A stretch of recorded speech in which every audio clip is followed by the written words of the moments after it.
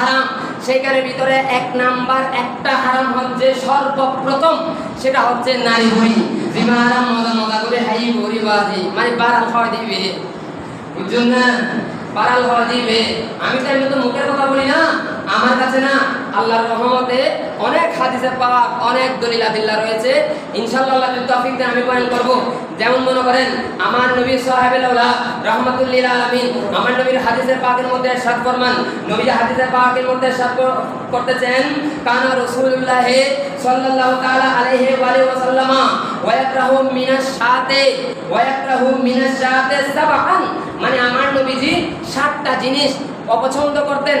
নবী যে জিনিস অপছন্দ করতেন ফুকাহায়ে কেরামরা ওইটাকে হারাম সাব্যস্ত করেছেন। সুবহানাল্লাহ। কারণ নবীর অপছন্দ হবে এরকম জিনিস উম্মতেরা পান করবে, খাবে, এটা তো এমন নয়, মানে এটা ইস্তেহাদ করে বের করেছেন। তো কি কি 7টা জিনিস? সেটা হচ্ছে সর্বপ্রথম আল মারারাতু ওয়াল মাসানাতু ওয়াল মুসানা ওয়াল হায়া ওয়াল যাকারে ওয়াল উনসায়ানে ওয়াল কুদ্দাতে ওয়াদ দামু ওয়াকানা আহাব্বু শাআতে ইলাইহি মুকদ্দামাহা। তার মানে আমার নবীজি 7টা জিনিসকে মাকরুহ সাব্যস্ত করেছেন। সেখানের ভিতরে একটা হচ্ছে পিত্ত, আরেকটা হচ্ছে মূত্রথলি, এরপর হচ্ছে স্ত্রী প্রাণী আছে না, মানে গাভীর যৌনাঙ্গ, তারপর আমরা বিরিশের পুরুষাঙ্গ, তারপর অন্ডকোষ, মূত্রথলি, বোধ আর প্রবাহিত রক্ত। এই 7টা জিনিস নবীজি এগুলাকে করেছেন মাকরুহ। এখন আপনি বলেন এখানে নবীজি মাকরুহ বলেছে রক্তকে, প্রবাহিত রক্ত, তাহলে মাকরুহ হলে অন্যান্য জিনিস যদি মাকরুহ বলে যদি আপনি খেয়ে ফেলেন সমস্যা হবে না, আমি খেয়ে ফেলতে পারবো, এগুলো তো জাস্ট মাকরুহ বলেছে। যদি ওই কথা বলেন তাহলে আপনি তো ওইদিকে রক্তের কথা বলেছে মাকরুহ, আপনি তাহলে রক্ত খেয়ে ফেলতে পারবেন। আল্লাহ তো বলতেছে ওই ইউহাররিমু আলাইহিমুল খাবাইস, আমি অপবিত্র নাপাক দুর্গন্ধ বস্তু মুমিনদের উপর হারাম করেছি। সুবহানাল্লাহ। তাহলে আল্লাহ যদি এগুলোকে হারাম করা হয় সেই জন্য বিন্নস মানে নস দ্বারা ইমামে আযম আবু হানিফা রাহমাতুল্লাহি আলাইহি বলেন, ক্বালাল আবু হানিফা রাদিয়াল্লাহু তাআলা আনহু আল আমাদম মানে দম মানে রক্ত, ফাহারামু বিন্নাস মানে নসে কোরআনে পাকের আয়াতের মাধ্যমে হারাম করা হয়েছে রক্তকে। তো অন্যান্য ফুকাহায়ে কেরাম ফতোয়ায়ে ফয়জুর রাসূলের মধ্যে মুফতি আমজাদ আলী রাহমাতুল্লাহি আলাইহি উনি বলেছেন জুটি আর আতি কানা হারাম, তার মানে পারাল এবং জুড়ি আতি এগুলো খাওয়া হারাম। হারাম কেন হচ্ছে? বলতেছেন নবীজি তো মূত্রথলিকে বলেছেন মাকরুহ মানে হারাম, মাকরুহ মানে মাকরুহে তাহরিমি, তার মানে হারাম। তো মূত্রথলি যে জায়গায় হারাম করা হয়েছে, আর বলুন তো এখন মূত্রথলিটা তো ছোট নাপাকের স্থান, আর পায়খানা যেটাতে জমাট থাকে ওইটা তো বড় একটা স্থান। আচ্ছা পায়খানা বেশি গন্ধ নাকি প্রস্রাব বেশি গন্ধ? পায়খানা বেশি গন্ধ না বাজি? তো পায়খানা যেহেতু বেশি গন্ধ, সুতরাং ওইটা যদি মাকরুহ হয়, এটা কি মাকরুহ না হয়ে মাকরুহে তাহরিমি না হয়ে হারাম না হয়ে এটা কি থাকবে? আপনারা বলেন থাকবে?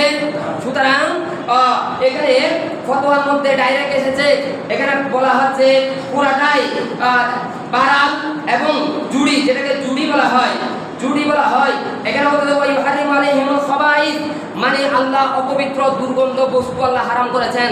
আমরা মুসলমানরা যে মুহূর্তের মধ্যে ওই বারালটা পাই না, কত স্বাদ নিয়ে খাইতে পারি, আমরা খাই। একটু নির্দ্বিধায় চিন্তা করুন না, বারালের ভিতরে যে কত যে জীবাণু রয়েছে, ডাক্তাররা যখন এটা পরীক্ষা করেছে দেখতে পাচ্ছে যত জীবাণু রয়েছে সবগুলা ওই গাছ তথা ওই পায়খানার ওই যেটা স্টক থাকে বারাল, ওই বারালের ভিতরে। সুতরাং ওটার দ্বারা আপনার রোগ হয়ে যাবে, ওইটা হারাম। শরীয়তের মধ্যে ফয়সালা আসতেছে ওইটা কিন্তু হারামের পর্যায়ে চলে যাবে, ওইটা আপনি খাইতে পারবেন না। ওইটা খেলে আপনার 40 দিনের ইবাদত ক্যান্সেল, আপনার আল্লাহ কবুল করবেন না। আল্লাহ আমাদেরকে সবাইকে আমল করার তৌফিক দান করুন, আমিন বলুন। সালাতু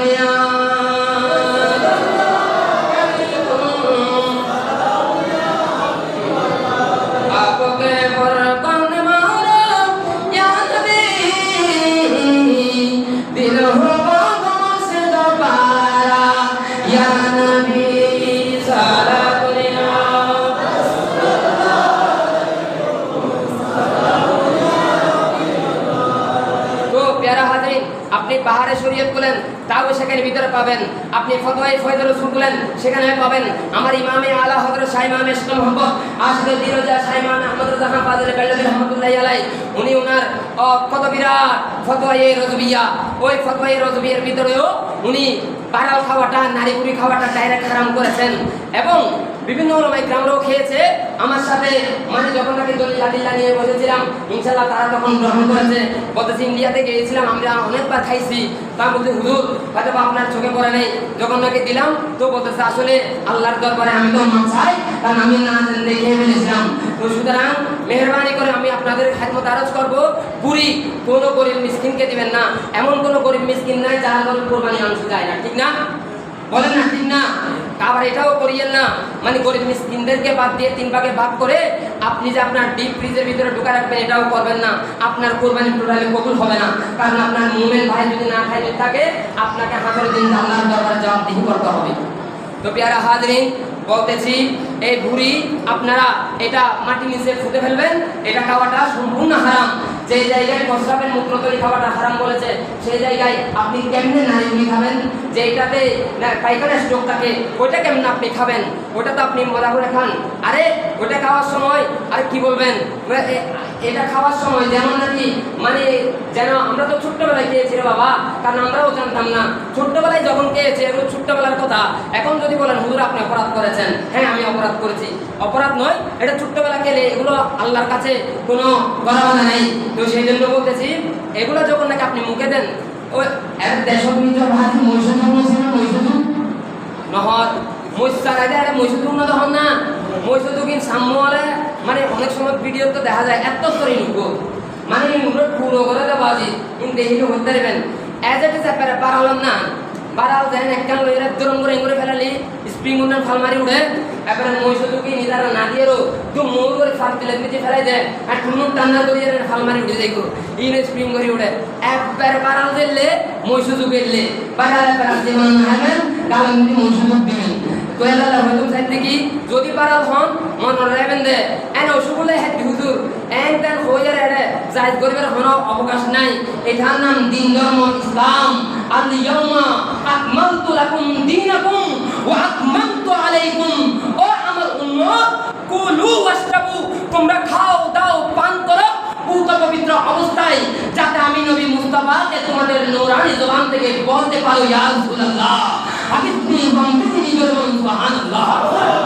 দেখেন, তো সেজন্যই তো বলা হচ্ছে প্রিয় হাজরিন, বারাল খাওয়া ওই যে যোগ খাওয়ার সমান, এগুলা ছেড়ে দিবেন। কেউ যদি খাইতে চায় আপনারা নিষেধ করে দিবেন। আল্লাহ আমাদেরকে সবাইকে এসব মানে নোংরা নর্দমা দুর্গন্ধযুক্ত এসব খাওয়া থেকে পূত পবিত্র অবস্থায় খাওয়ার আল্লাহ আমাদেরকে তৌফিক দান করুন। আল্লাহ কত সুন্দর, আমার নবী কখনো কি